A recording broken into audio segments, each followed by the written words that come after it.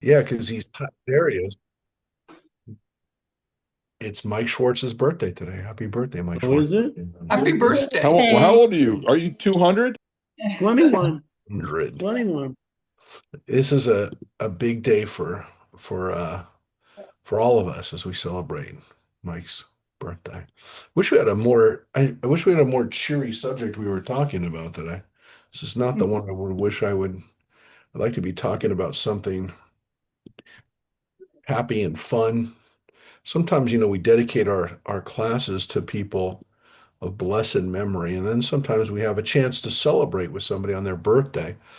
But man, oh man, wouldn't it be nice to be able to say today we're going to be celebrating Mike's birthday with talking about Jewish humor or Jewish jokes. Last week or 2 weeks ago was pretty good because we got to talk about Yiddish music and we got to Yiddish Is it stuff. We is it finished with Jackie Green that's a rabbi? no, you're close yeah. though. You're close. I Does know it was anybody one know of who those. the Jewish comedian who was actually also a rabbi? Yeah, It's a trivia Rabbi question. Mazer, his wife, Mason. No, no, no, no, no, no, no, no. But you just gave him no. We're talking about, yes, you just said it, Jackie, Jackie Mason. yeah. Mason. Jackie Mason was a legitimate ordained rabbi, in addition to being a comedian. Yes. In addition to having a very interesting career that went up and down and up and down and up and down. If you're talking like when you're talking like Jackie Very Mason, good. pretty good actually. No, Jackie was I met him a few times, but Oh, did I'll he tell you really? one time. Yeah, because my Wow. dad was always really supportive of him, and you heard the story of how he got blacklisted from Hollywood Yes. because of supposedly giving the finger to Ed, On Ed Ed Sullivan on Sullivan, yeah. the show. Uh, Differences of opinion if that really happened, but it was definitely perception. It was anyway, but my dad was always very supportive of him and wanted him to get another chance. And then of course he did get another chance, and he did a lot with that other chance. His Broadway show was kind of gave him another life, and then he was doing the voice of Krusty's father on The Simpsons, and he was in a bunch of stuff. But I'll tell you, the crazy thing is I once went to his show with my dad, and we were sitting right in the front row, and I was sitting right in the center, and he was picking on me. Not because, whatever. He didn't know me really. I mean, he met me once, and he did not remember it. But he was just doing his thing where, he points to someone and says, I like everyone except for that guy, and like I'm just sitting there. It was one of the most I mean, it was hysterical, but I got to be the butt of his jokes. That's hilarious. This guy here, he's a Nazi, and I'm like, he had literally said that. So, which is actually back to what we're talking about tonight. But yeah, it was one of the most uncomfortable situations I've ever been in, but he was just so funny We and went to so Jewish, so Jewish. we went to a bris one day in New Jersey, and it was his brother Oh who yeah, Oh was yeah, my. brother. who was very funny, and he said, "I'm much funnier than my brother is." Oh my goodness. My talking about knowing comedians, my folks knew Milton Berle's brother. They Uh-huh. used to play cards together. My folks said he was the nicest guy. But was he Nice. funny? Um, Not as funny as Milton, but he was funny. All right. They All right. had a That's a good tough. time with That's a him. tough. That's a tough thing to have. But yeah, Yeah. Jackie Mason's brother continued in a career as a rabbi, and that was his job. Huh. So yeah, but yeah. So today we're talking about the Shoah, about the Holocaust, and I'm going to get to at the end maybe today. I'm not sure how long this is going to take today because uh, obviously we could talk about the Shoah for 10 classes and talk about different elements and not do enough to remember and to educate ourselves. So many books, movies, so much information, and yet there always is something different to know and to remember. So, um, what I really want to do tonight, and again, if it goes into next week, I want to talk about things, elements of the Holocaust, of the Shoah, that we don't talk about a lot, that some of you, I really want to maybe give you some information that you didn't know. So, what I really want to kind of think about is that I want us to be, of all the things that we do know about it, again, in the process of kind of like doing that, uncovering some of these facts, I want to I want to I want to really focus on the things that we don't talk about, the information that we either kind of skip over or people don't even know. So when we talked about the history of the Jewish people over 6 sessions, we talked about the history of of European Jewry, and we talked about how the population of the world Jewry changed because of the Holocaust. And so this really gets to one of the first facts that we don't talk about a lot, or maybe we don't say it this way. But as much as we take away from the Holocaust the fact that we survived, that we built a nation after that in response, that the Nazis were not successful at eradicating us as they had hoped to do. The reality is that they were largely successful in wiping out world Jewry and primarily again the Jewry of Europe.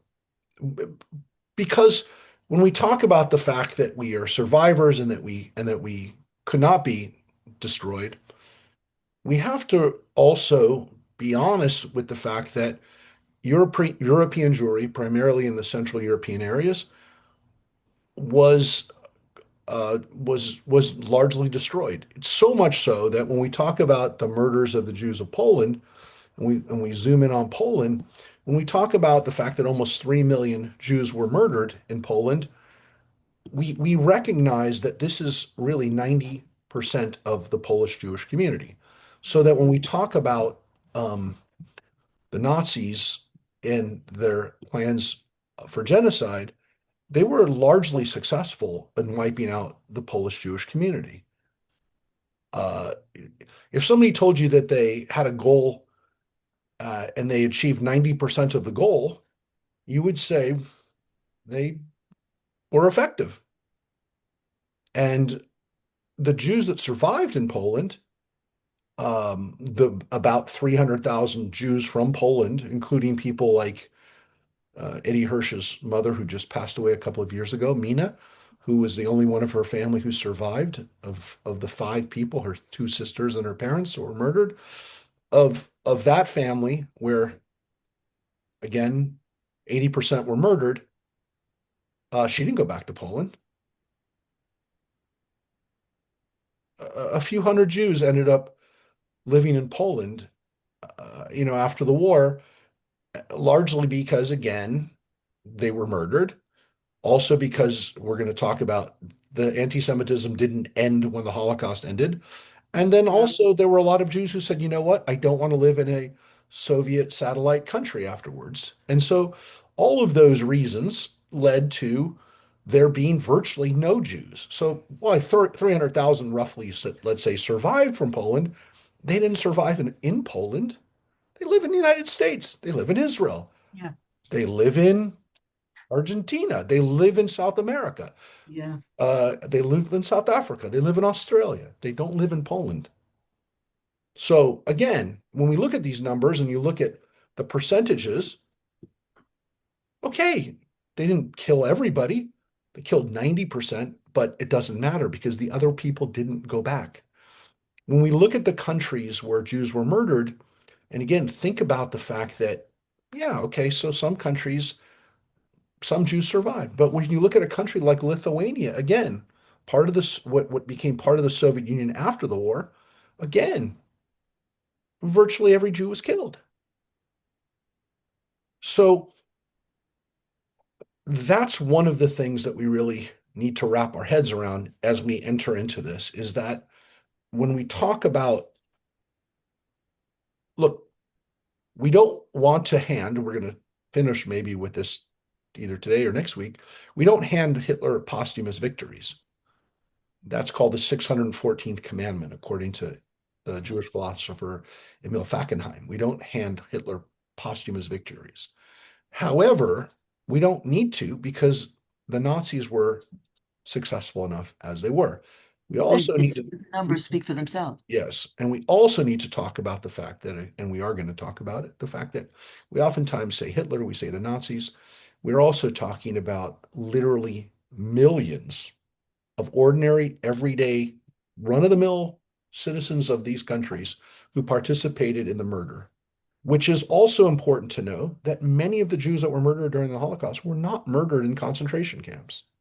And so when we talk about this, and again, it's difficult to know even to start. Where do we start with in regards to the information that we really should know, the information that we don't talk about, the insights that maybe again you're not aware of, and that is, I want you to kind of think about the fact, and we talked about the rise of what happened in Europe during the class a few weeks ago, as we talked about the history of the Jews. We talked about the role that historic anti-Semitism played in the Holocaust with regards to some of the fact that we talked about the fact that many of the words Martin Luther said after he saw that the Jews were not embracing Protestant theology, many of the things that he advocated for the Germans to do 400 years earlier, the Nazis, he said, this is our blueprint. So some of this was part of generations of anti-Semitism. But we also have to understand that there were things that happened in the modern period, specifically during the time of the Nazis, that were new in the sense that racial anti-Semitism, the idea that you couldn't convert out of your anti-Semitism, led to this idea that, which was a fairly new idea, that there was no conversion as an out. There was no way that you could simply get out of now being responsible for your Judaism. Your Jewish identity was now part of who you were. And as we know, there are people like Edith Stein. I just read about another young man, an individual who had become a young man who was raised by his uh, one of his parents who became Catholic. He became a monk, and he was also murdered during the Shoah. Yeah, it didn't matter. This was again a new form of anti-Semitism or a new application of anti-Semitism that wasn't what we had seen before. So when we talk about the Shoah, we're also talking about historic and a continuum of anti-Semitism, persecution, but also things that had never been done before.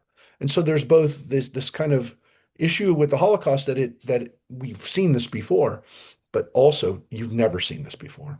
And so that's another thing that I think it's an insight for us to remember, which is yes, there were things that were we've seen before, but there are also things we never saw before.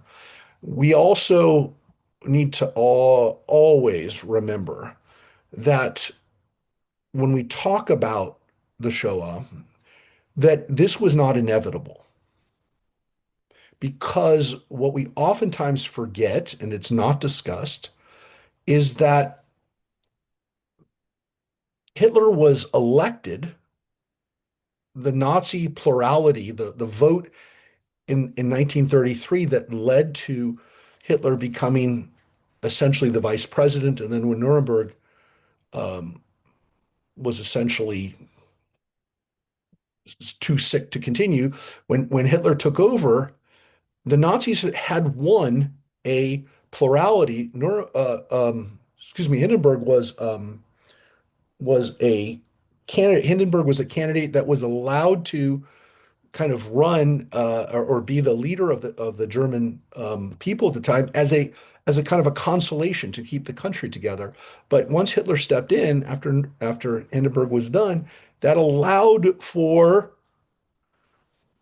Hitler's rise to power in 1933, which is almost 10 years before the final solution was enacted at the Wannsee Conference. So you're talking about 10 years, and we sometimes forget about that. We think that we think that this was, somehow people woke up one day and Hitler was in charge and Jews started getting rounded up and this all happened. No, there was time.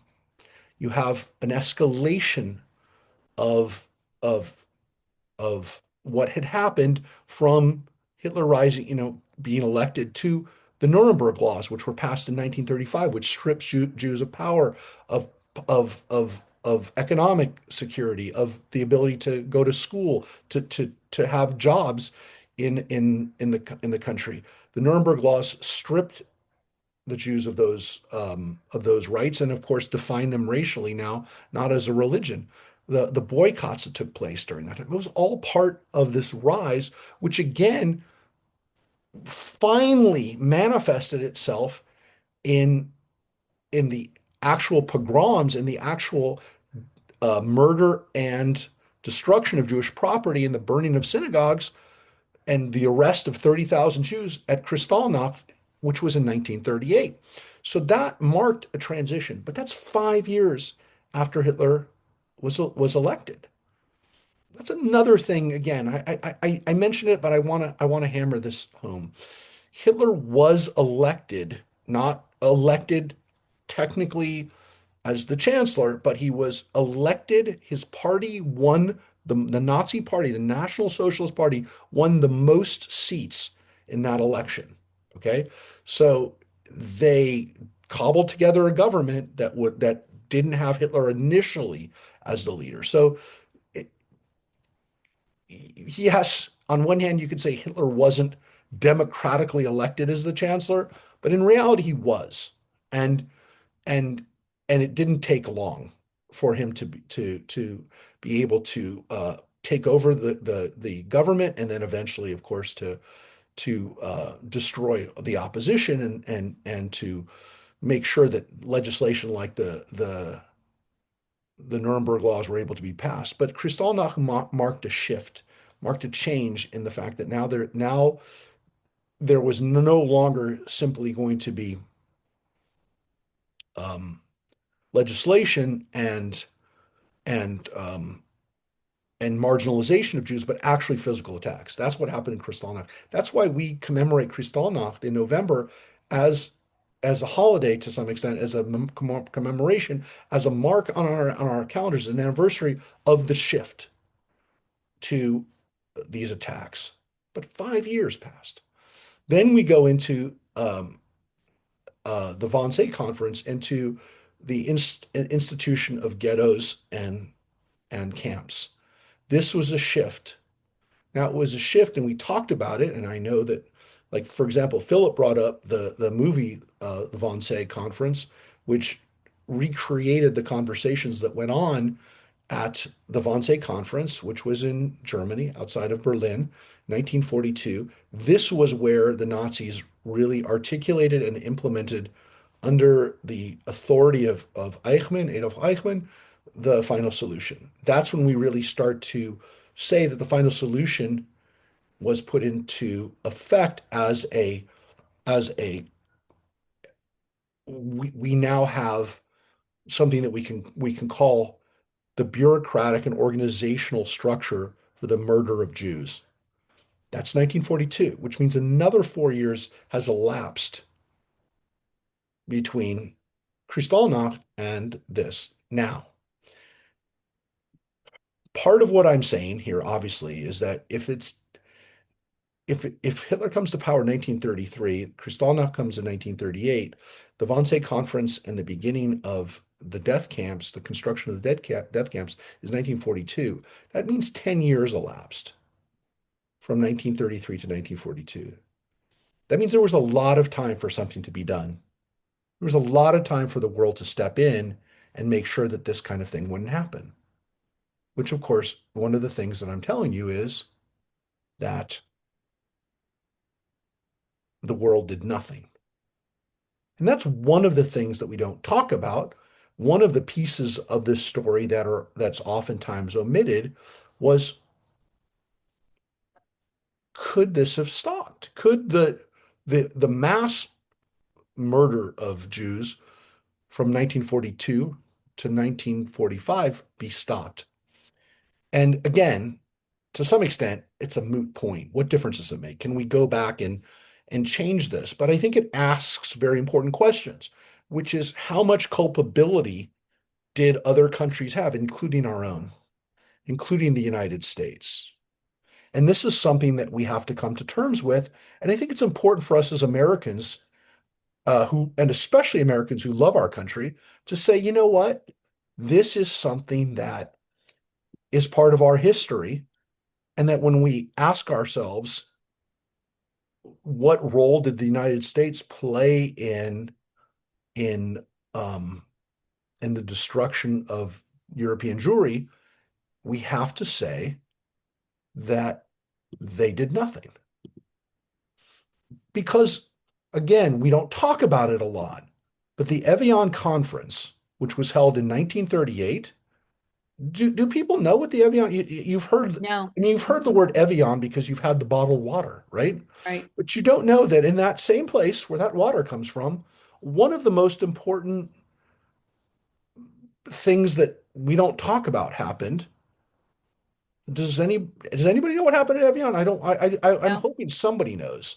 Hello? Anybody? No. Nobody? No. John? I do not. Neither do I think I I. do, but I don't want to make a mistake. Okay. No, I understand.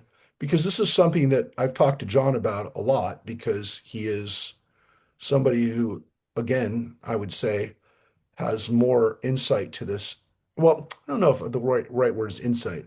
I think as somebody who's served in our military, I defer to people who've done that because I think that they have a little bit more right to talk about our dark pieces than, not that I don't, because I didn't serve, but I don't know. I don't know how to, I'm not explaining myself very well, but the Evian Conference was held in 1938 in France, before France was taken over. And essentially, what happened at the Evian Conference was the world knew that the Nazis were serious about at least expelling the Jews from their country. Uh, and at that point, the Anschluss had happened, which was the unification of Germany and Austria. So now, to some extent, to some extent, the Evian Conference was a response to the Anschluss because now there were Austrian Jewish refugees as well. Because the Jews in Austria for the first, again, 5 years, wasn't overnight, 5 years, the Jews of Austria were watching what's going on in Germany, knowing that Hitler's Austrian, going, it's just a matter of time, right? And so they were trying to get out. I know Austrian Jews, including some of you might have even met him because he lived until about 2000, ended up serving in the U.S. military, was Francine van Scoyck's father, Max Gross. Max Gross was an Austrian Jew whose family was able to get him out of Austria in about 1936. They had enough resources, they had enough connections to be able to get their son out. The rest of the family was murdered, but Max, as a teenager, I believe he was 13, he came to this country. They had an amazing story, Max. Uh, but he was one of those people that essentially the Evian Conference was supposed to address, which was what are we going to do with these Jews? Because the Nazi regime at the time was still open to having somebody step up and pay to have these Jews out of their country. And the countries that were there, some of them would wind up being taken over by the Nazis, like Belgium and France and the countries in Europe that, Denmark, these countries that were, Norway, countries that were eventually occupied by the Nazis. But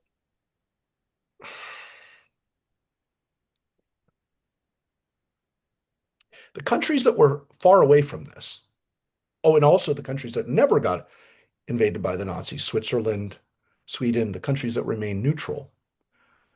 But the countries that were really, really far away, right? Countries like Australia, Colombia,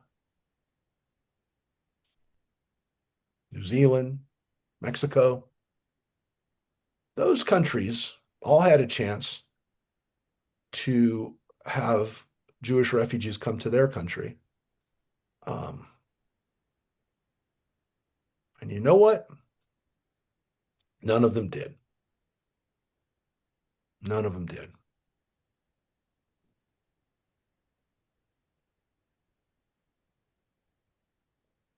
Walter Mondale said, Rabbi, when you're done, I want to say you something. can find this. I mean, this is easy to find, but nobody is.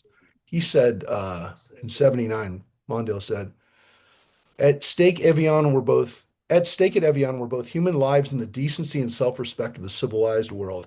If each nation at Evian had agreed on that day to take in 17,000 Jews at once, every Jew in the Reich could have been saved.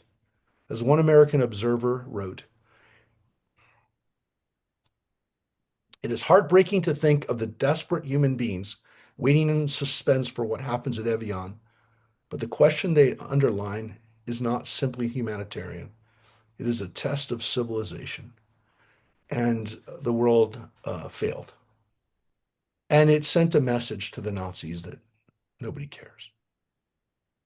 Nobody cares. No one is going to react if we take the next steps. Yes. Rabbi, Yeah. if you could pull up just do a simple Google search. Mhm. People will see who convened the Avion conference. I just didn't want to make a mistake.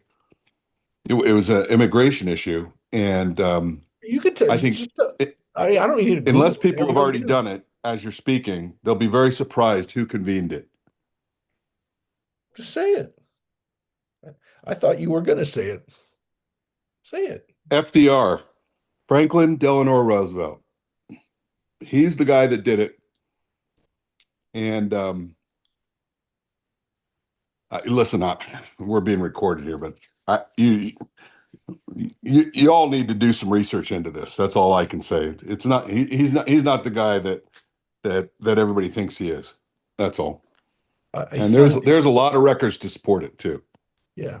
And so when we think about this list, again, Mondale is a little oversimplification because if let's just say if Belgium had taken in Jews, if they had taken in 17,000 of the Jews, so he's talking about 17,000 Jews because Germany had in around this time about a half a million Jews, and Austria had about 200,000 Jews. So there's about 700,000 Jews that were in Europe, 700,000 Jews that were in Germany and Austria at the time.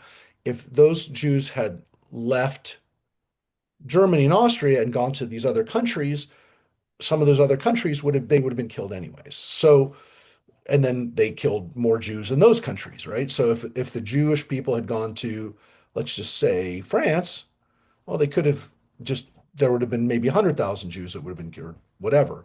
In Belgium, there might have been, instead of 25,000, there might have been, 40,000. So that's why I'm saying it's a little simplistic because again, it didn't happen. But there is a very important issue, which again, it sent a message to the Nazis that no one was coming for the Jews. There's not going to be an answer. Anybody else want to say anything at this point? So, my uncle. Yeah, I want to say something else. oh wait, Philip was starting. Yeah, my uncle and his sister were sent to America by their parents. Their parents sewed diamonds into their jackets and put them on a ship. And they never saw their parents again. They were murdered in Vienna. My uncle was from Vienna. And he came to America, and in World War II, because he spoke fluent German, the army had him in the intelligence unit, and he went back to Austria, where he interpreted the interrogation of SS officers. And I've told this story to you, Rabbi. He was in one interrogation, and the SS officer said to the American, I know he's a Jew, and I'm not talking with a Jew in the room. And the American officer, who was not Jewish, said, you tell the SS officer, that's fine. He doesn't have to talk to me. The Russians are down the hall, and I'll just hand him over to them. Yeah. Anyway, and I said to my uncle, what happened? He said, he talked and he talked and he talked. Yeah. Yeah, that's one of the stories that I heard about Francine's father too, Max. This was a story that was actually just done a couple years ago. The 60 Minutes did a story about the last remaining guys. They were called the Ritchie Boys, and they were Mhm. German Jews. Some of you might have seen this. These were Saw German-born that. Jews and Austrian Jews who helped the U.S. because they were fluent speakers and they were very good. They were very smart and they were very, very efficient. And in the case that I heard with so I officiated at Max's funeral, which was at the cemetery, the military cemetery at Westwood. And I'll just say this very brief. Max came, as I said, as a 13-year-old. At 18 or 19, he was sent to serve in the military, just really literally out of high school. He'd only been in America for a couple years. So I think it was 1936. So this was about 1941, 42. So because he was fairly affluent, grew up in Austria and Vienna, he skied. Americans didn't ski in 1940. And so what happened was is that the United States created a new division in the military, um, which was people who knew how to ski and who could fight and ski at the same time. You know this division because they were just used even in Afghanistan. They're called the 10th Mountain. And so Max was conscripted into the 10th Mountain, and he was sent to Germany during the Nordic campaign, the campaign that the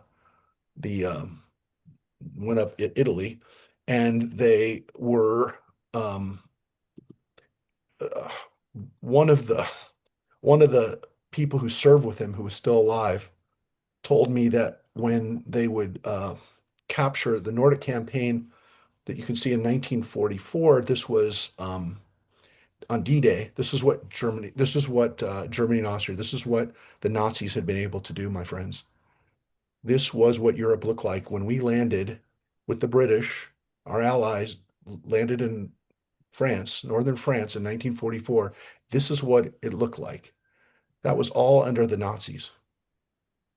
That was the Nazi Empire. It was Europe. I mean, this is Switzerland, this is Spain, this is Sweden, this is Ireland that we're all neutral. That's it, everything else. Italy had already been invaded by the Allies and they were stopped right here as the Allies had come through North Africa, landed in Sicily. You want to watch the movie Patton, you'll see that story. They were stuck here. And it was a brutal campaign because the Italians that ended up surrendering, the Nazis took over. And this is actually when most of the Jews of Italy were murdered, when the Nazis took over. I'm going to get to that in a second. But here was Max Gross's unit here stuck, and they're trying to get over the Alps. I mean, they're trying to get over Italy, not even the Alps yet. Eventually, they'll get to the Alps. Right now, they're in the mountains here. So Max's comrade from the 10th Mountain told me, and by the way, you can imagine being an American who could ski. They took these guys, the American guys, the soldiers who were in their 80s and 90s were telling me the story. They sent them to Colorado to train in the mountains. And there were not a lot of Americans that skied. A couple of guys from Montana or Colorado that skied. So Max is up there in Denver or I mean in Colorado near Denver. And once they were stationed in Italy and they were capturing the Nazi officers who were now taken over from the Italian army, they would arrest them and they would take them to the Allies station and they would interrogate them. And of course, they would say name, rank, and serial number. So the American soldier pulled me aside. He said, we would tell the Nazi officers we captured. We said, look, you can play games with us. You can do that with us, but we're going to call in our friend Max Gross over here, who's from Austria. You murdered his family. He'll come in now and talk to you and they would start to talk. This is what these Gentile American soldiers told me is all they had to do because the Nazis knew that if a Jew had a chance to take revenge to avenge their families, they should. And so they talked. And that was it. All they had to do was threaten that he would come in. And that's what the guy told me. That's what the this comrade of his in the military, his fellow soldier told me that story at the funeral. So yeah, they turned a lot of Americans who had the good fortune to escape into great soldiers, into heroes. But there were far too few that were able to survive. Oh, sorry, I didn't actually. Let me share this picture right here. This is what I'm talking about on D-Day. This is what D-Day looks like. So um, this is Italy, and this is where the Nordic campaign stalled as the Nazis took over from the Italians who had surrendered.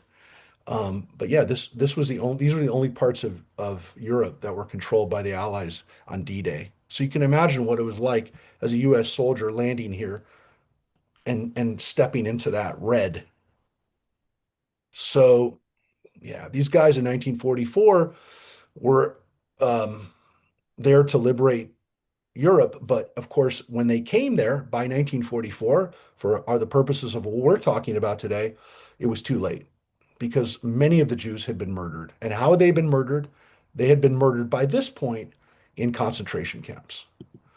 What was interesting, of course, is that most of the concentration camps, when we look at the Axis powers, these were the powers, and this was in 1942, the the heartland of the Reich, of the German Reich, was Germany, Poland, Austria. These were the Italian, this was Italy, this was when Mussolini was still alive.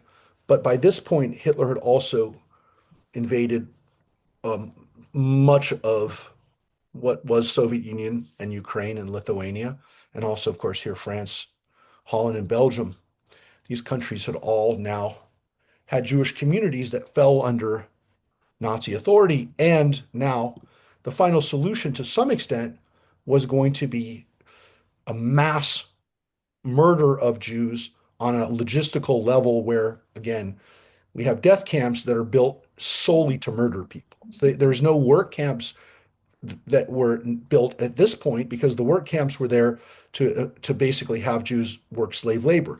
The death camps, when we talk about a death camp, that was a camp, or in some cases, as it was at Auschwitz, Auschwitz had a work camp, but the nearby camp would be built as as a place only to take people into murder.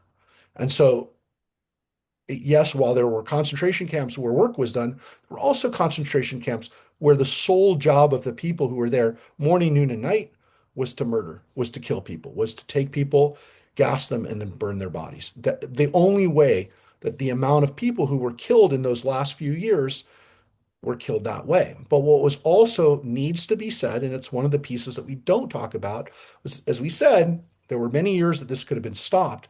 But on top of it, about half of the Jews that were murdered during the Holocaust, maybe not quite half, were murdered face to face by people who lined them up and shot them and killed them.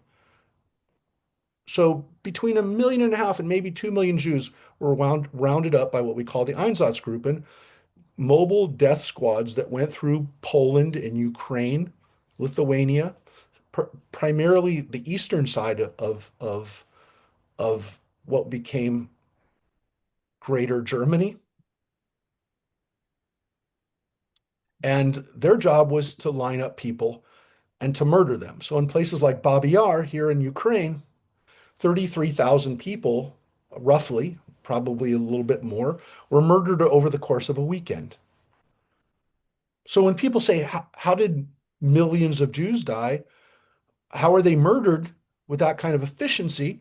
Well, not every weekend was a Babi Yar. Babi Yar was definitely one of the worst places. But if you kill 33,000, 35,000 people in a weekend, it doesn't take many weekends. It takes 30 weekends, of Babi Yars. It's not that difficult when you think about the fact that that happened in a weekend. Could it happen every weekend? No, which is why the Nazis eventually turned towards this large scale mass murder with the death camps. So, people kind of like, they're not really sure how Jews died. and again, I don't like to say died, but murdered, because are we going to split hairs that the Franks, Anne Frank, who's probably the most famous victim of the Nazis, died of disease in a concentration camp about 2 weeks before it was liberated. Literally, if she could have held out, somehow this poor 13-year-old girl, if she had had a little bit more strength, if she could have lived 2 more weeks, she could have maybe even been alive this today. She'd be in her 90s. So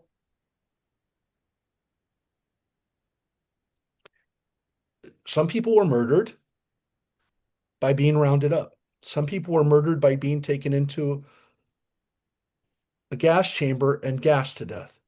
And then there were other people, many, many people who died of disease while they languished in a camp.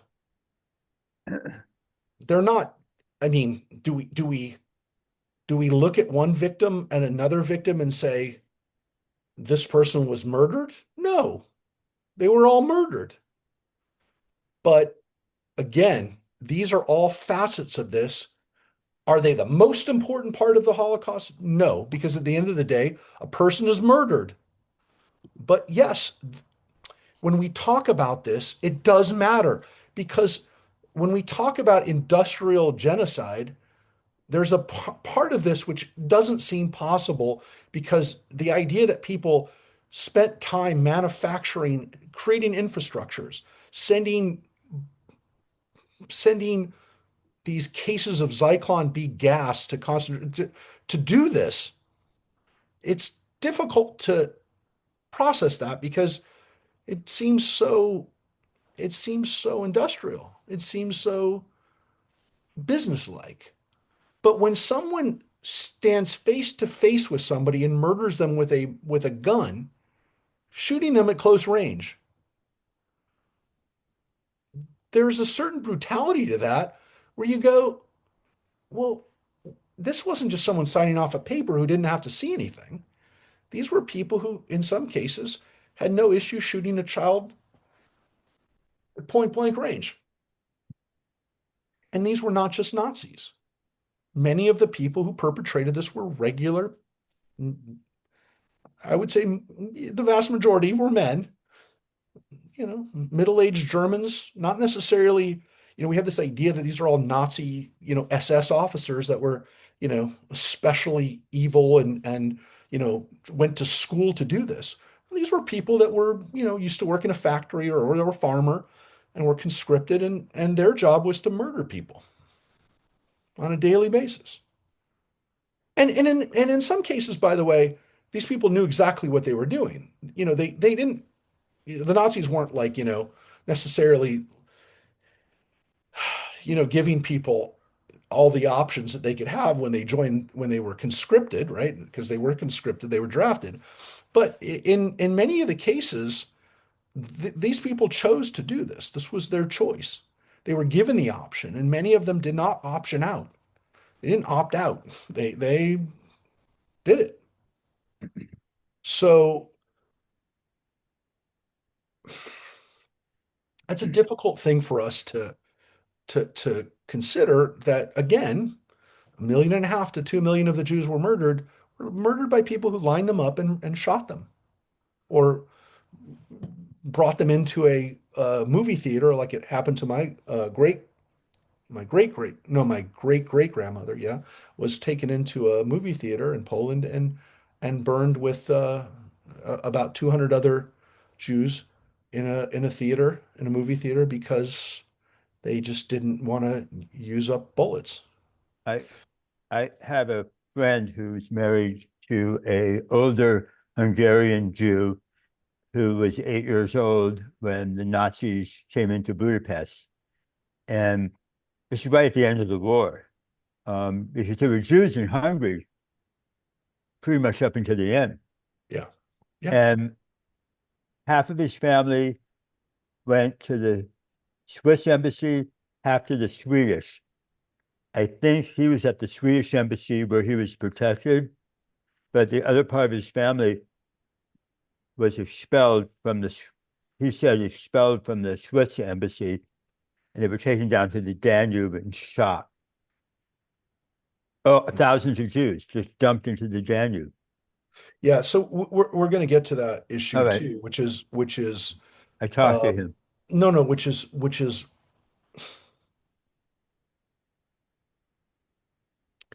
this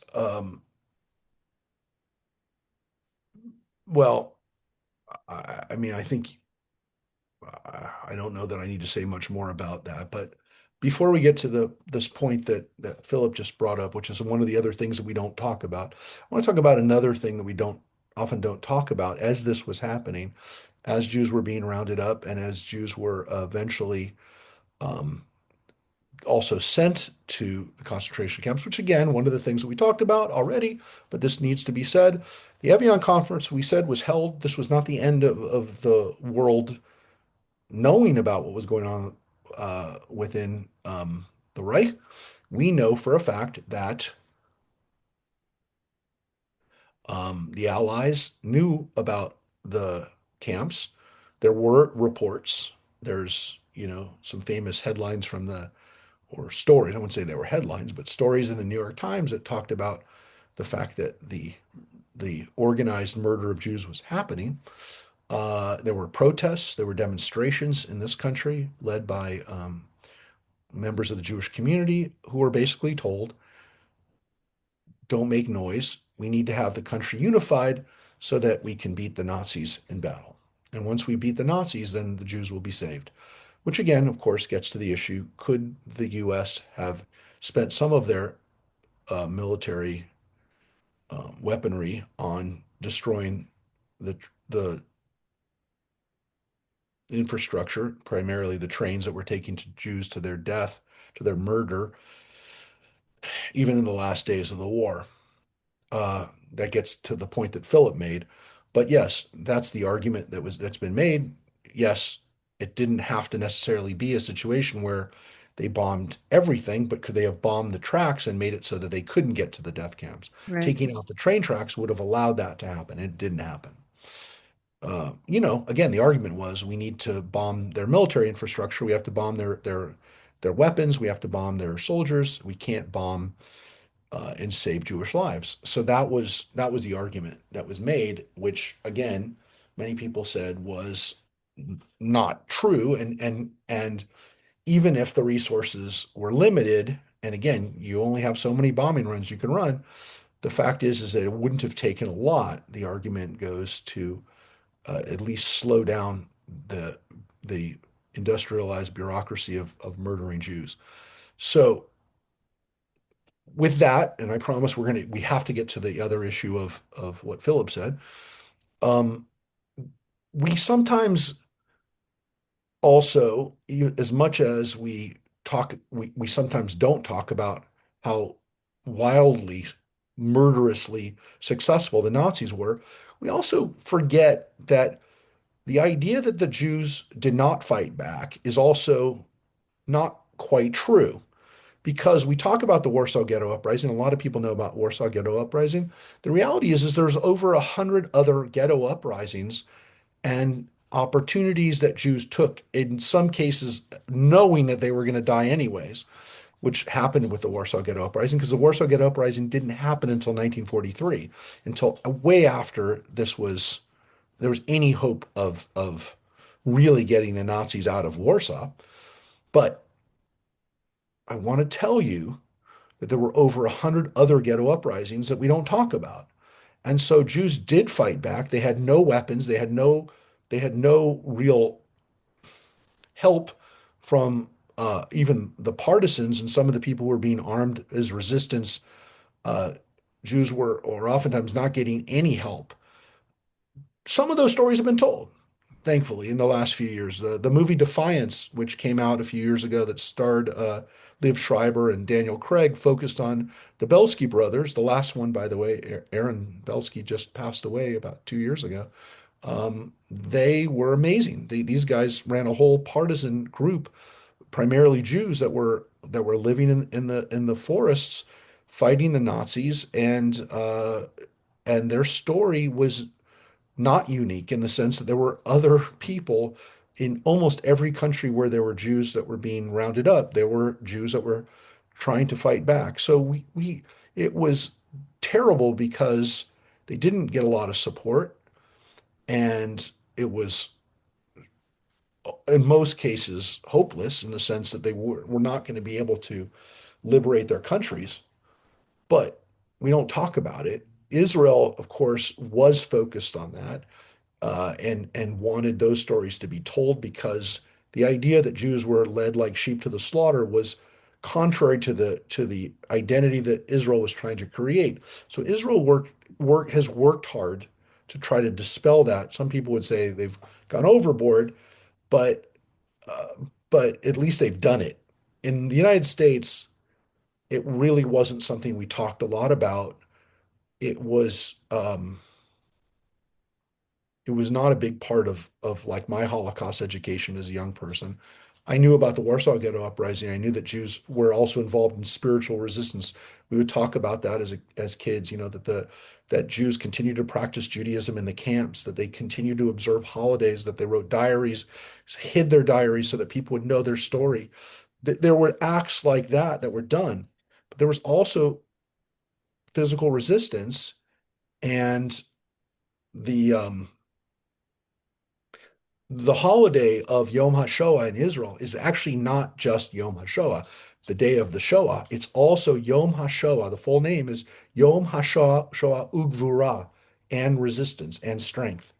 And so, again, it's not like everybody in Israel calls it that. Most people call it Yom HaShoah, but that the actual official title of it is Yom HaShoah Ugvura, and resistance or strength.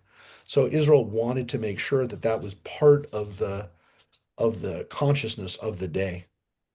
So I want to now touch on this other issue, which is something we don't talk a lot about, which is the fact that the irony of where the Jews who were murdered, where they came from. Again, to just show you this map very quickly, this map of where the Axis powers were. The irony is that the countries where when Jews were in these countries, like Hungary over here, um, Bulgaria, countries where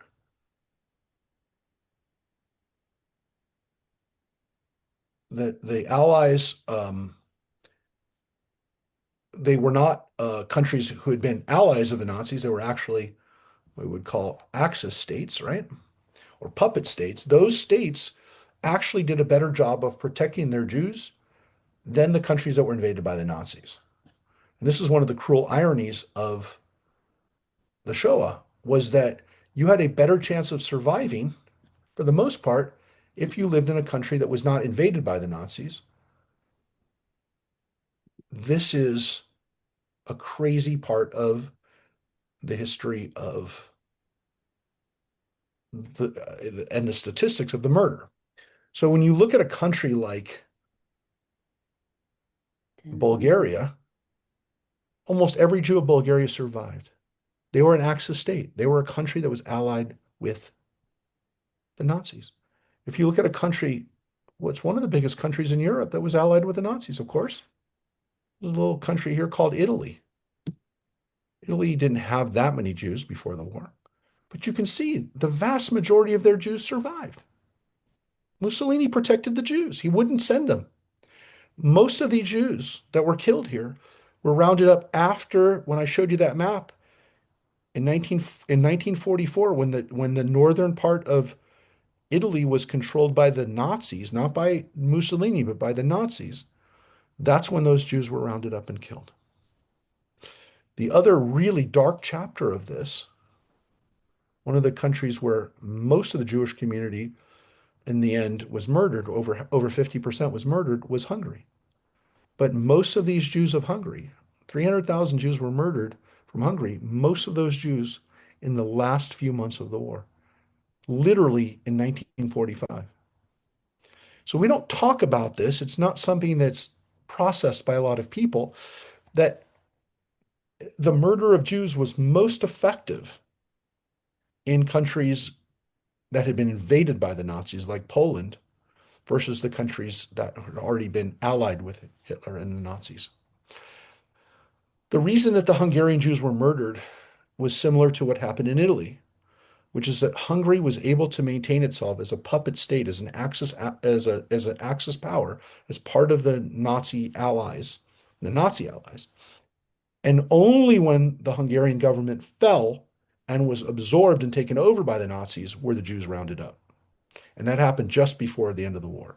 Because Hungary, you know, there were Hungarians who knew at that point that this was all over. And Germany had really no choice but to take over the country and to say, we're not dealing with this puppet state anymore. This is now part of the Reich. And that's when the Jews were murdered. What was so tragic about this was that those Hungarian Jews were murdered by a nation.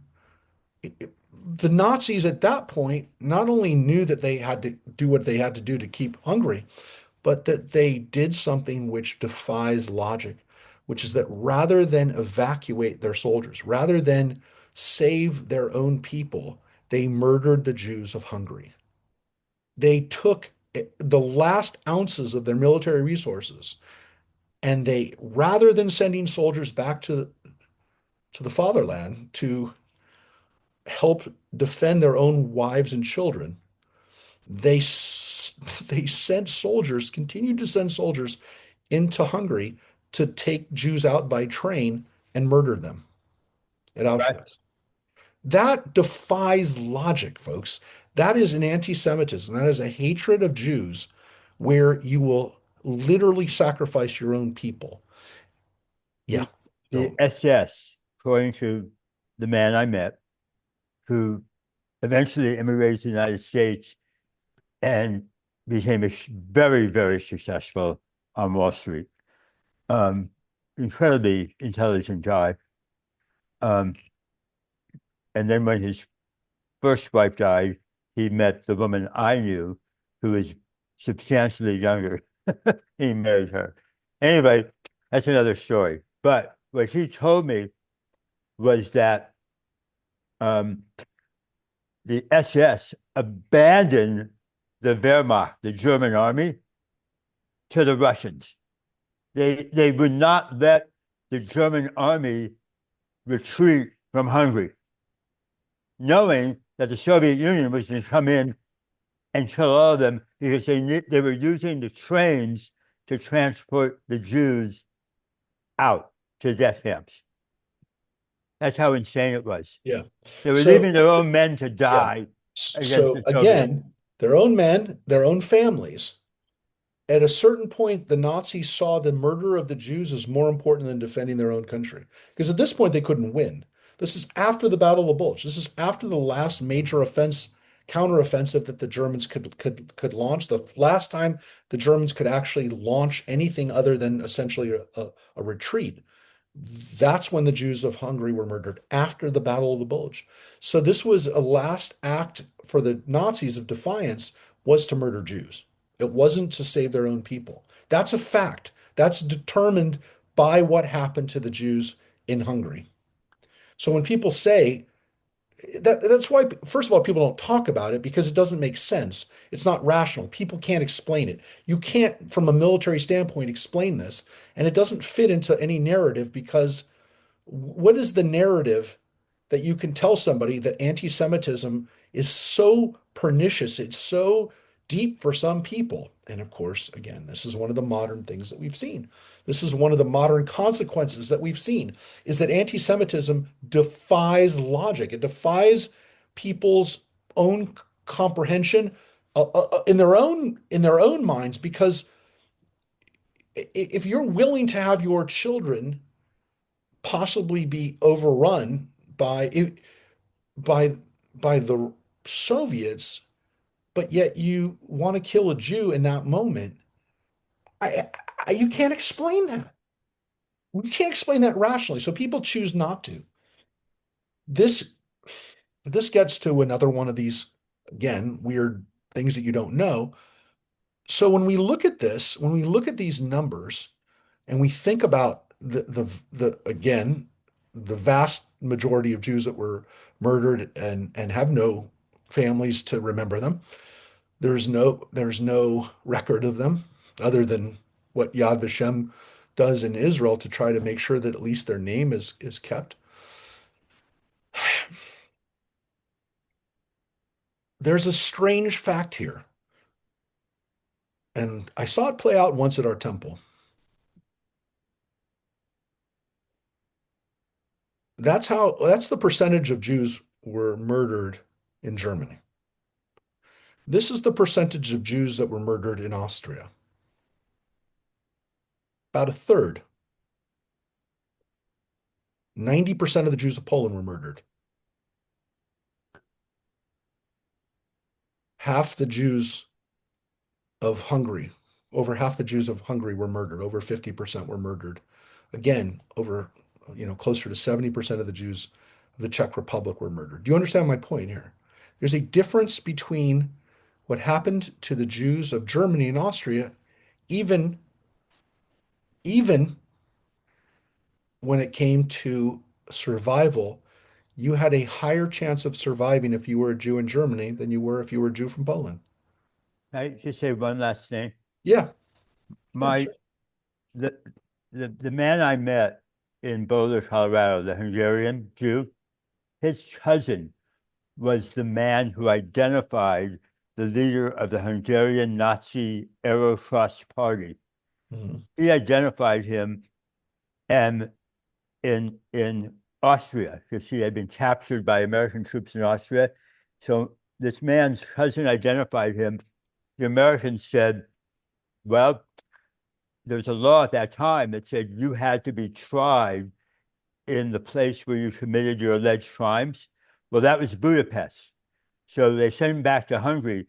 Who was in charge of Hungary at the time? The Soviet Union, the Russians. My friend in Hungary, who was an 8-year-old boy, he liked the Russians. They treated him well. They said they brought him out to the town square in Budapest, and they had a public hanging. Yeah. You can read about it. Go on Google. You Yeah. can read about it. There's a definite difference between what happened to people who fell under the Soviets and those who came under the Allies, which is why the German soldiers would much prefer to be captured by Americans than the Soviets. But yes, that eastern area that was overrun by eventually the Soviet Union, yeah, the Soviets had suffered so greatly during the the war that they were bent on destroying. They were bent on vengeance against the Germans, and yes, there were a lot of opportunities for the Soviets to murder German captives rather than take them back as prisoners of war. So yeah, it was not the vengeance that the Soviets were responsible for. We don't even know. Now again, there are stories of the Soviet Union also doing what the United States did, which is capture some of these German soldiers and use them for their knowledge of whether it was heavy water or nuclear science, rocketry, some of the things that the Nazis were specialists at. Yes, there are definitely stories of both us and the Russian, the Soviet Union, using these soldiers as for our own usage after the war. Can I ask a question? Yeah. Because when we were in, it was Leningrad at the time, 1988, I guess. Mhm. So we walked through all the mass graves. Yeah. And so what was the year of the siege of Leningrad? That was 1940 or 41. Maybe it So was was 40 that to before? 41. So is that 1940. 40. is that before what we're saying the Russians did? I mean, is that after? No, this- so the siege of Leningrad happened, and when 4 years later, when the Soviet Union came in and was rolling over, we came from the west, they came from the east, and the Soviets did not treat captives the way the U.S.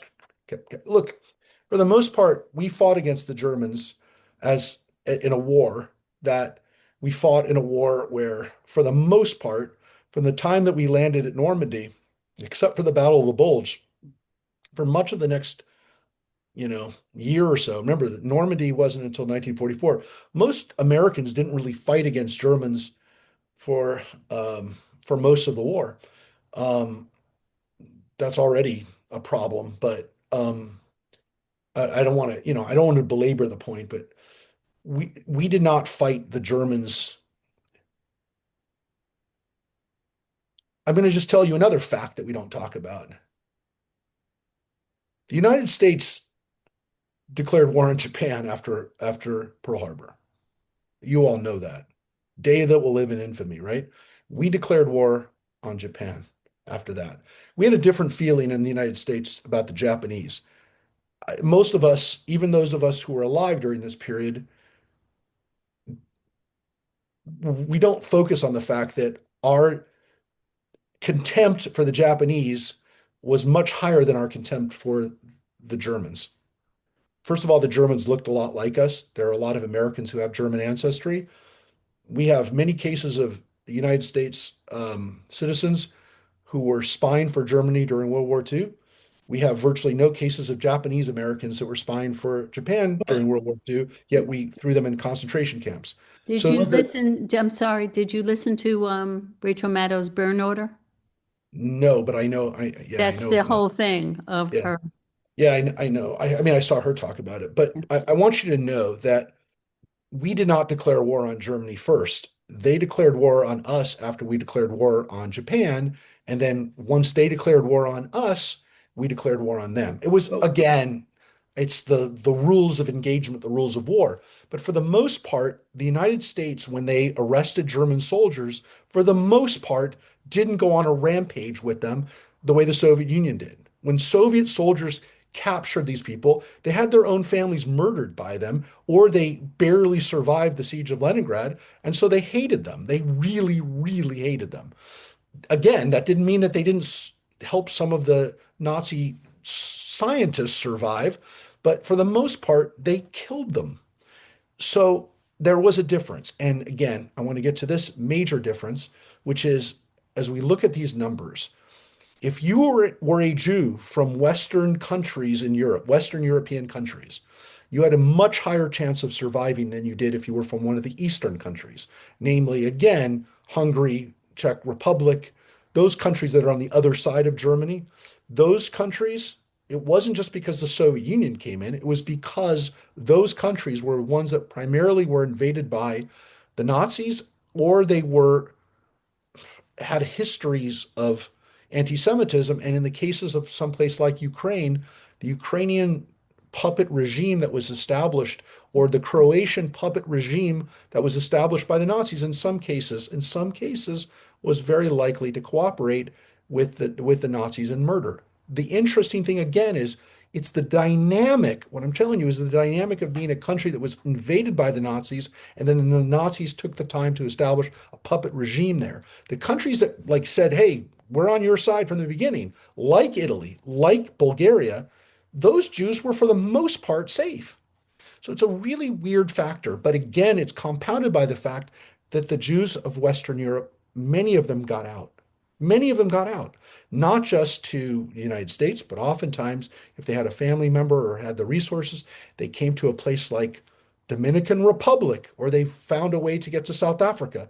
The way that they got out, again, some of them are amazing stories of how they got out. They bribed the right person. They were able to, um, get part of their family out. I'm going to be very Rabbi, careful. I'm going to be very careful how I say this right now. Just the Dominican Republic, I just read, was the only country from the Evian Conference that agreed to take in Jews. That's a very good point, Rosemary. That's one of the reasons why. Cuba also allowed Jews to come in, I think partly through Dominican Republic, but there were Jews that came there too. And there were Jews that came to Mexico kind of like during that time. But what was so amazing about this is that, and this is how it played out once at our synagogue. We had an event for Yom HaShoah, and Margot Webb was there, and thankfully Margot is still with us. She's fighting some serious health issues, but we also had a woman who was there who was a Polish Jewish woman, not Eddie's mother, but another woman who knew her, who was a Polish Jewish survivor. And they were both there speaking. And the difference between Margot's memories and her take on what she survived with, and much of her family was murdered, versus the Polish Jewish woman, you could not get two more opposite views of the war with the same facts. The facts didn't change, but the emotion and the feelings that these people had, because the Polish woman was saying the Nazis were monsters. They were horrible monsters, and there was nothing redeeming at all about them. Whereas Margot, who grew up in Germany and for the first, 8, 9 years of her life was part of German culture and very assimilated and loved Germany, spoke only German. She loved that time of her life until the nightmare has started. And so there are people who associate with the Nazis nothing but nightmare, nothing but death. And then there are other people, especially people who, again, now most of them are, if they really have deep memories, people who were there, for the first, let's say, they're not alive anymore, but for the people who were there for the first 15, 20 years of their lives, when I knew them, yeah, if they lived in Germany or Austria and had good feelings about Germany at one point, that's part of who they are. You can't get that. You can't get rid of that. Even if they hated the Nazis for murdering their family, those were the Nazis. Those weren't Germans. Those were Nazis. And so they would differentiate. The Polish people that I met, and this wasn't the only woman that would say this. German and Nazi were synonymous. You didn't have to differentiate between a German and a Nazi. They're all Nazis. And that's what I'm telling you. There was a very different experience for people depending on where they were. And they had a higher probability of surviving the war if they were from the West. And it did affect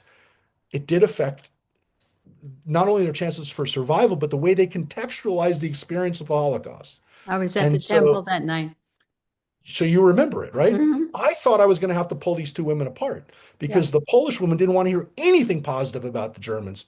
She would not have it. And I knew it, right? I knew it instinctively. I had read it. But to see it play out right in front of me, I'm glad you were there I was to there as well, and it was incredible. I remember and it. I had no idea that was going to happen. The purpose of this Yeah. was simply to talk about the Shoah, to have Mhm. testimonials, and I was eyewitness, and you were all eyewitness if you were there.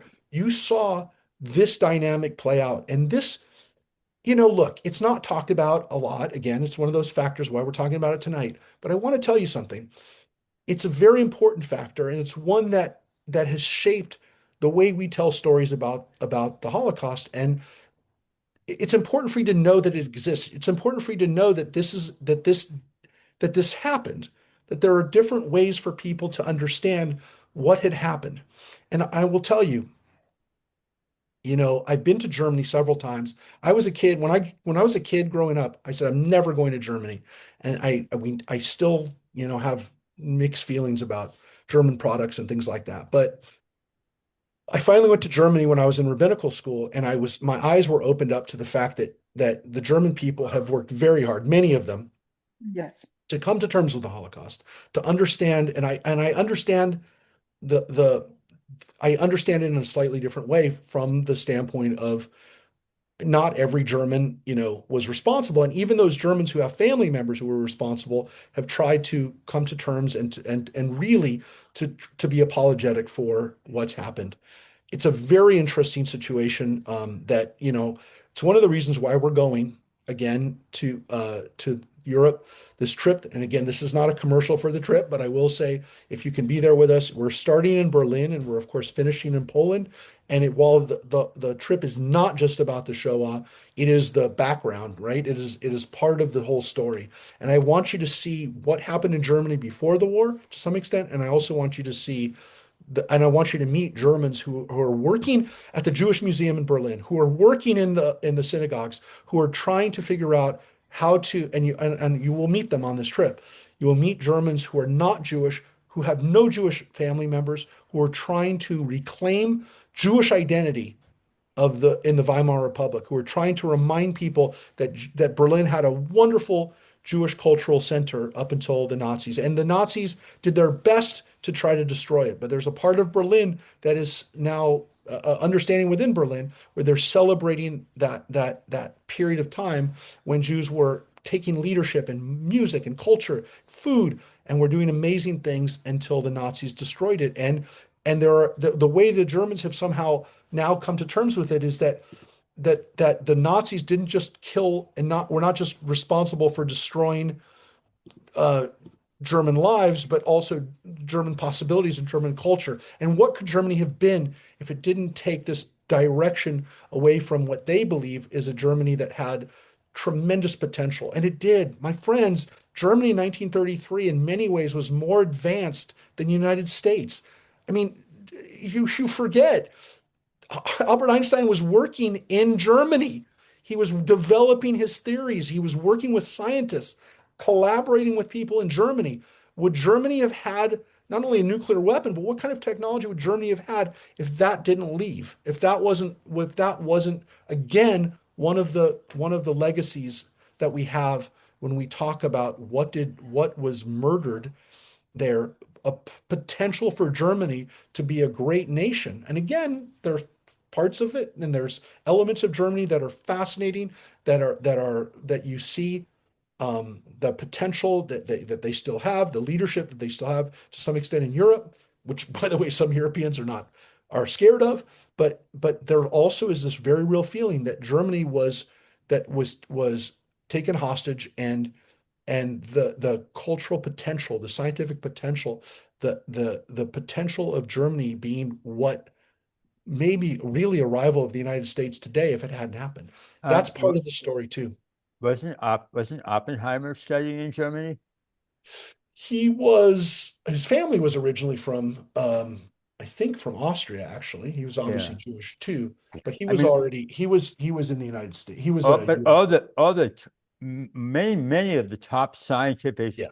universities were in Germany, not America. Yeah. I mean, so when we talk about what Germany lost, what Germany could have been is something where again we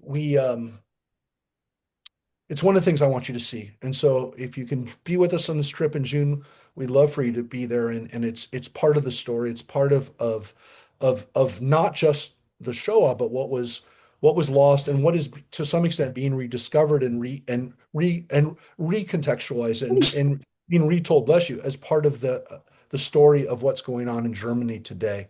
It's a fascinating country, and as many know, it's one of the only countries in Europe where the Jewish community has grown over the last 30 years now. Much of it from the former Soviet Union, because as you know, one of the things that Germany did to come to terms with this is to make sure that not only would they allow Jewish refugees to come there, but they've, of course, in response to their transgressions and their crimes against humanity, they've turned their country into essentially a refugee asylum for people all around the world.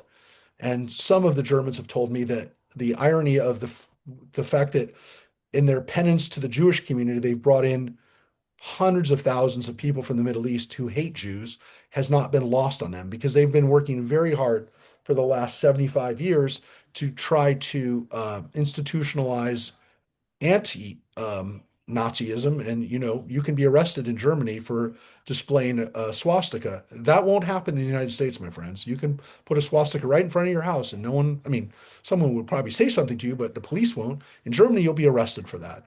And so Germany has worked very hard in responding to that and to doing their best to show support for the Jewish community. And of course, now, as the former Jewish consul general in Los Angeles told me, we've imported a real problem of anti-Semitism into our country through Syria and through Iraq and Turkey. That they have a horrible situation of now having to educate, and maybe they will be successful in educating a generation of now German refugees in Germany who've come from some of these countries and having to do their best to undo the in some cases, religious anti-Semitism, and definitely some very difficult work there.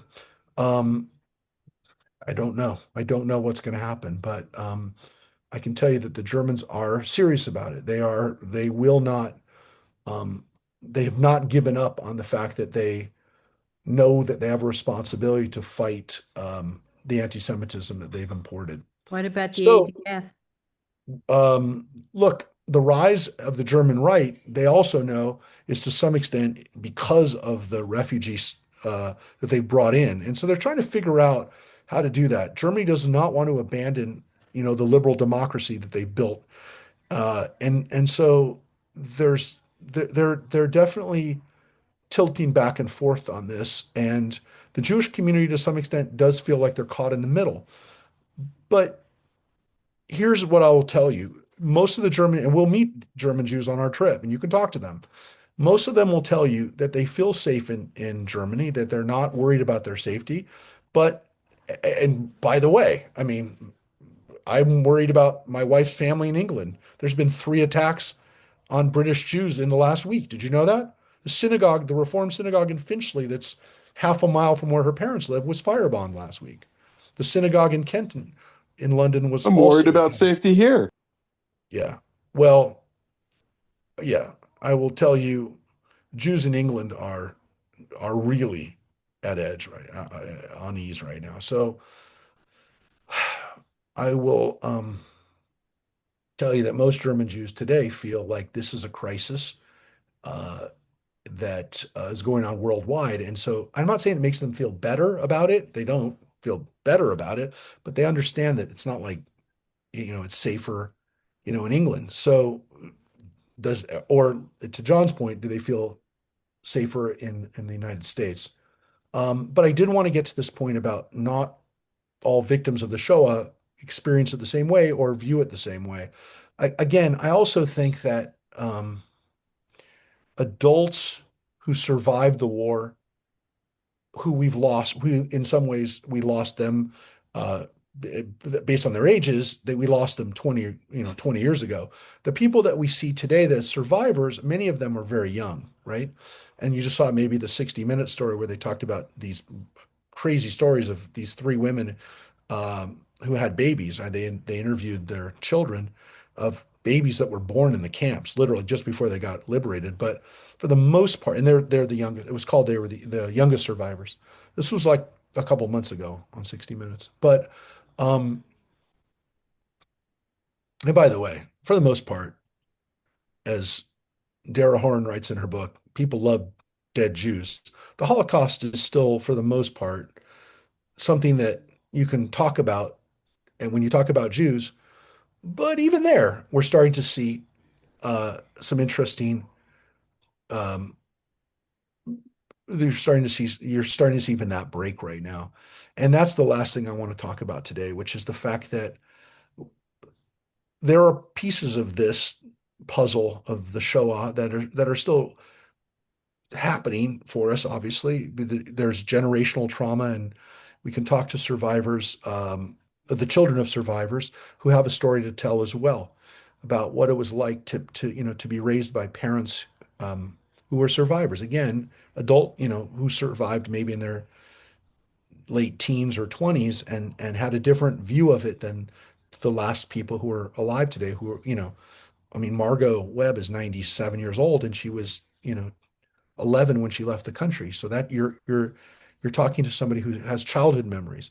So this is all part of what we're dealing with now. There's still survivors, but their experiences are going to be a little different.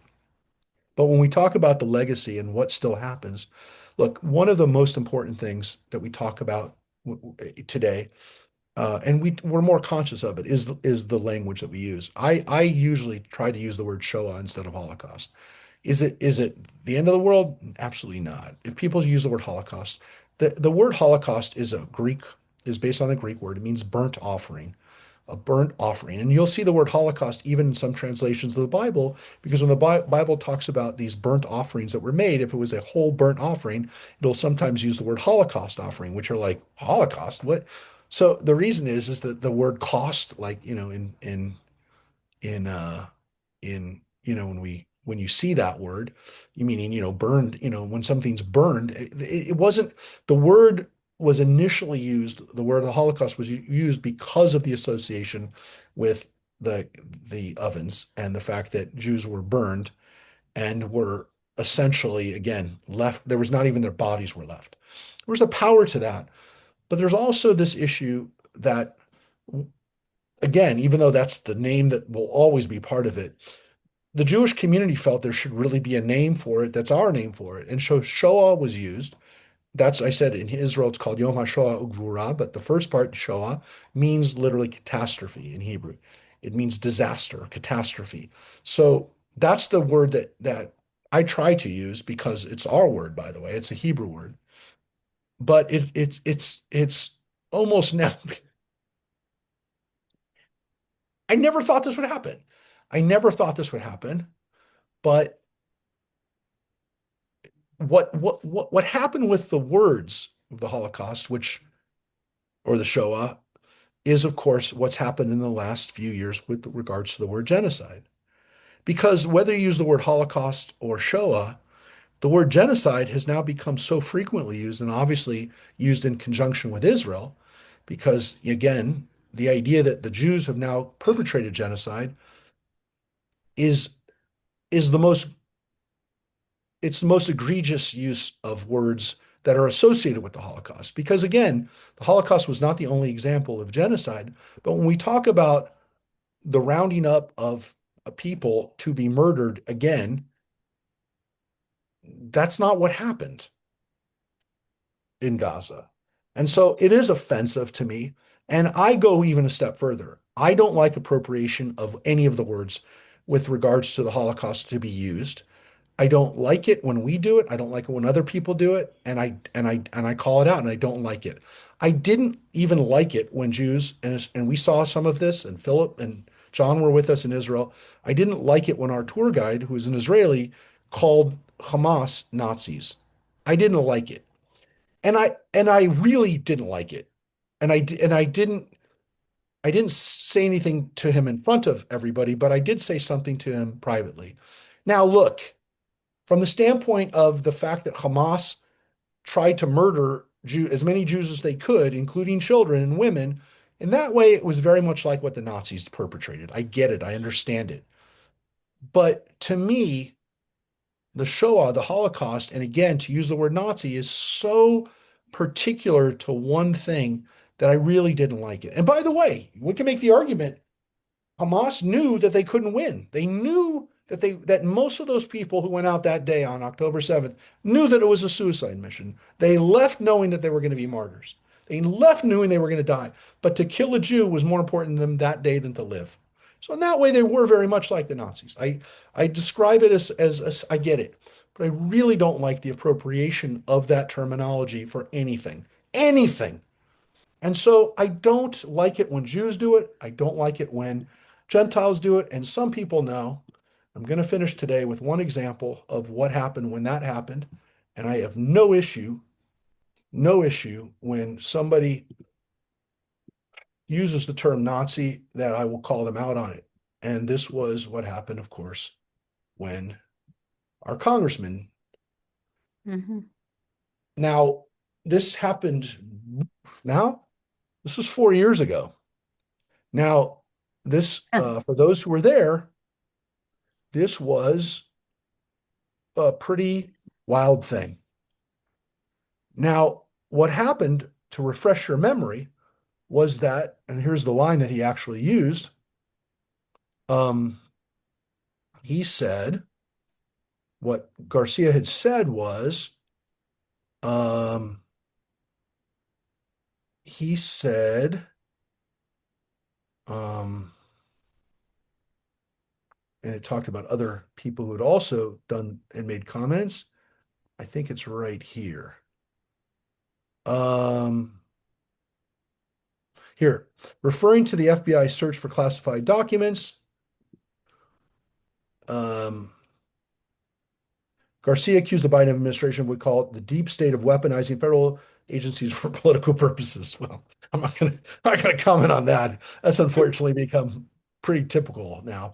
This is literally tyranny. This is what he said. This is literally tyranny of the majority right now that is acting more like the Third Reich than they are in the United States, and this is very dangerous. So I called him out on that. And what happened is uh, he said, this is what he had said to me. I'm disappointed in myself. I shouldn't have done it.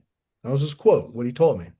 And what I told him is, you have to make an apology to the whole community. And he said, you know, I love Israel. You know, I support the Jewish community. And I said, I understand. But that comment is wrong. And, you know, he told me all the other people who had made had made comments recently. I said, and they're wrong too, but you're my congressman. And I had a good enough relationship with them that I said, look, you know, I'm going to support you. I'm going to help you. I'll do what I can for you because you're representing us and I want you to do a good job. Whether or not you like the guy, whether or not he's in your party, we need to have our leaders do good. We need to root for them to do the right thing. And he needed to do the right thing here. And I said, you have to make an apology to the whole community. Right? And so when people were there and I will say I love the drama of calling them up and having everybody go, oh my God, he just we all did. He just came to services. And by the way, there were people who got mad at me because they said I was giving him a chance to campaign during the time. And I thought it was wonderful. I know, but I appreciate it. I know some people did, some people didn't, but it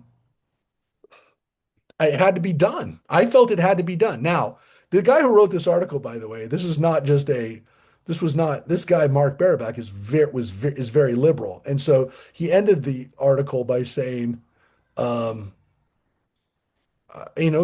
look at what he said. He said, I don't take the experiences of the Holocaust and obviously with the Third Reich, I don't take it lightly. And so I'm sorry, I do atone for now. He explained why, but he said, still give credit where credit due.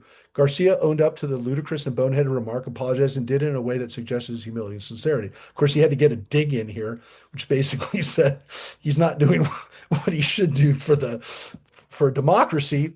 So he had to get that dig in. But the reality is even he had to admit that was the right thing for him to do, and he did it, and he should give credit. Again, he had to get the dig in, but he was impressed. I mean, the guy called me up to do the story, and he was impressed with the fact that he did it. And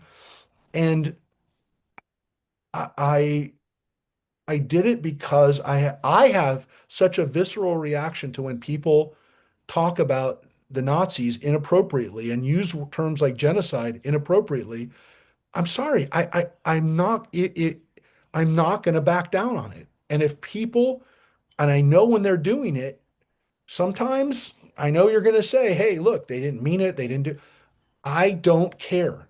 If they've said it and if they said it publicly, I'm going to hold them accountable for it. I don't care what party they're in. I don't care what role they have to play. I can't do anything as an individual for the families and for more importantly, for those who are murdered. Can't bring them back. I can't, but I can honor their memory by not letting people abuse their loss, their death, their murder. I'm not going to let people do that.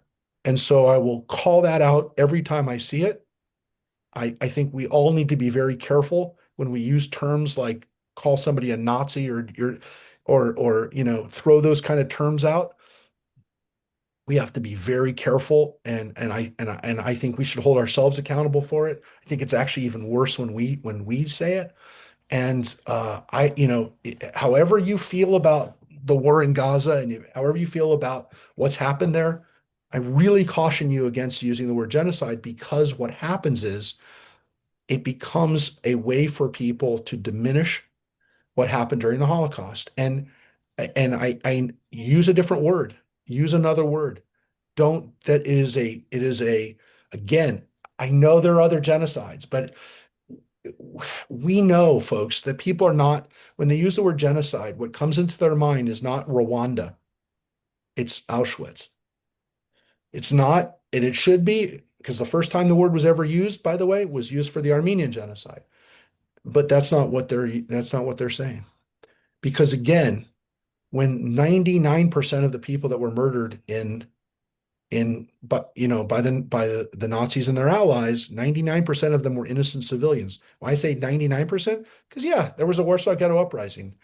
There were some people with guns that were killed, but the vast majority of people that were murdered were men, women, and children who did nothing other than wake up that day as a Jew. So, as much as this was a very hard thing to do today, we owe it to the survivors and we owe it to the people that were murdered to honor those people and to do what we can not to diminish the most horrific experience in human history. And that's, to me, when you describe the Holocaust and when we talk about it, it's because we're talking about the lowest point in humanity. And whether we're Jewish or Gentile, and again, this is what we have to say as even as a Jew. Those were humans that committed this. I'm a human. If a human being can commit these kinds of things and did it, then we as all humans are responsible for it, even against our own people. We have the power to do that kind of thing. And of course, we also have a power now to do the right thing and to remember them and to tell their stories. And I'm going to finish with one last thing, which is a movie that our friends John and Glory brought to my attention through their friend, Glory's friend, a longtime friend, Renee, who I spoke to today, Renee Frigo, who is the producer of a movie. I'm going to share just a little clip. I already talked to her. We're going to screen it out here when it comes out. When it's ready, they're just working on finishing it up. But it's about telling the story, and it's about the people who work in the archives of the Holocaust. So this is a movie that's coming out. Rabbi, can you hold that for a sec? Yeah, sure. There's just one thing I wanted to say, and you can have the last word with the trailer and everything. It's not the last word. The trailer's the last word. Yeah. Okay, but because you had brought it up for everybody that's on here, there's plenty of reading material regarding FDR and his decisions back when the Avion conference had, and also just so you know, Canada had the governmental policy, and there's books on this too, and it's called None is Too Many. So I just want you to, for those of you that don't believe me or whatever, you can go out and read about this stuff. And I'm done. No, it's very important, and thank you for that. So let's take a look at this, and we're going to finish with this little bit of a trailer for a movie that's going to be out. Again, Oak Street Pictures is Renee's company, and this is called The Archives. Die Akten haben den Geruch der Bürokratie und man merkt, dass das durchaus auch der Geruch des Todes ist.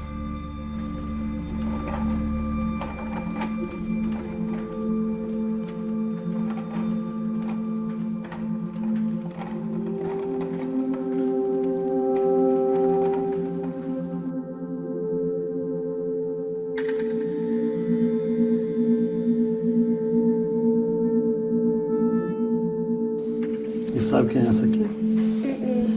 Essa aqui é a sua tataravó. Qui si nascondevano, di là, magari di là, di là.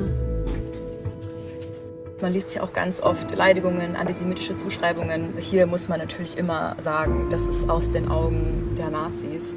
It was in March 1938. Hitler was planning World War II. You cannot plan a war without money. The beginning of the destruction of the Jews was to damage their economic situation. So the Nazis just made people sign it over, but then the other people would buy it? Is that how it worked? This is a portrait of a high-ranking Nazi official, Arthur Seyss-Inquart, painted on the back of a Torah scroll.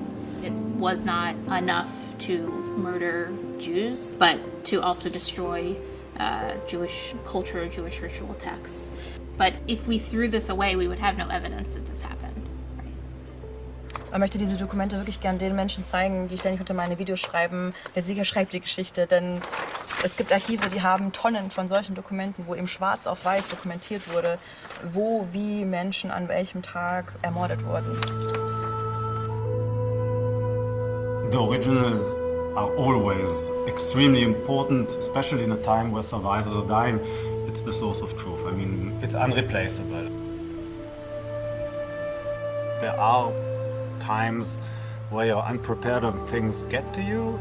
A lot of times when it deals with children or when there is a picture.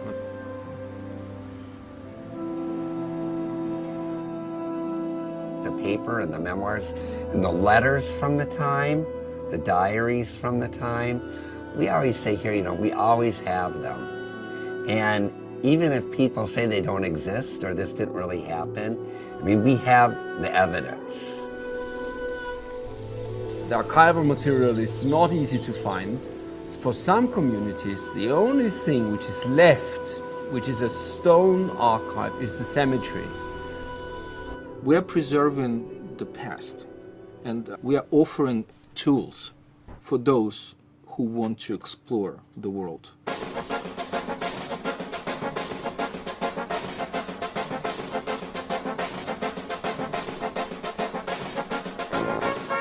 I'm honestly just so lucky to even be here, especially talking about what everything Oma has been through and her family. So with every run, every jump that I do, I celebrate being alive. I've always lived by the motto, love, dream, unite. Love everybody, dream big, and unify. And I think that that's exactly what we're all here doing tonight, and it's been incredible to see. I think there is a lot to learn from the third generation here. All right, folks. So that is really awesome that Renee put this together, this movie. She's not Jewish, and as a producer of a movie that is going to tell important stories about the archives, about the way that we keep this information around. Look, I don't need to tell you that one of our biggest problems right now is we have people who are denying the existence of the Holocaust, denying that it was even a thing. It's part of what we've been dealing with for over a generation now. And so the archives is telling the story of the people that are working on making sure that the original documentation will be there. But well, thank you, everybody. In a way, I'm kind of relieved that even though we went over time today, that we were able to do, because it's very hard to, every time that we immerse ourselves in the Shoah, to be able to come out of it and every year we do that at Yom HaShoah. And, originally thought, unfortunately, I had to do something last week when we were on Yom HaShoah. So originally I had kind of planned on doing this, but, today is also a time of remembering Israel, which again, for us, one of the great archives, and we always go to it when we go to Israel, is Yad Vashem, which was created as a place for the new Jewish nation to be able to preserve the legacy and unfortunately, even sometimes the tragedies of the previous generations. So that will also, I talked to Renee today. That's obviously a big part of the film was Yad Vashem. And I will tell you, tragically, one of the pieces of this movie that she's dealing with now is the feeling that because Yad Vashem is part of the story, that there'll be people who will reject the movie or not even carry the movie because of the connection to Israel. That's the world we live in today. That's how much work we have to do, how vigilant we have to be, because if somebody who's telling the story of what's happening, the greatest archive of the Holocaust is really at Yad Vashem. Whether or not it's the best museum, I would even argue the better or curated museum is the one in DC. But remember, Yad Vashem is a resource center. It's the archive, and it's also the monument and museum. It's doing many things. It's not doing one thing. But the fact that the inclusion of Yad Vashem in telling this story is going to have political repercussions, and maybe even, who would be involved with the film or where it would be able to be shown because of it. This is tough. This is a tough part of this. So, folks, thank you all for being here tonight and for talking about a difficult chapter in our history, the most difficult. And again, I guess what do we take away from it is the hope that not only will nothing like this ever happen again, but that we really learn the lessons from the Holocaust, and then again, that we understand that the people who want to destroy us will oftentimes also try to destroy our history. And thank you all for participating in keeping that history alive, just by being here tonight, just by spending some time in something that, how much would we love the Holocaust, the Shoah never happened, that we could have never had a class where we had to spend, nearly 2 hours talking about the murder of the Jewish people. So next week we are going to talk about Zionism. We are going to talk about the beginnings of Israel, and maybe to some extent, because it came out of a lot of this history of European Jewry, but we also want to talk about the fact that early Zionism came before the Shoah. And so we'll be looking at early Zionism, and then in the coming weeks, we're going to spend a little time talking about the history of Israel before we go back and kind of do a deeper dive into American Jewish history too, which is a fascinating thing as we think about the 250th year of the United States. We'll have some time to talk about the American Jewish history in the coming weeks as well. So Israel history, talking about American history too in the coming days. So take care, everybody. Thank you. Thank you. Thank you, Rabbi. Thanks, Rabbi. Good to see you, Joyce. Good to see you, Joyce. Thank you. Joyce is here. Yes. Good Bye-bye. to see you, Joyce.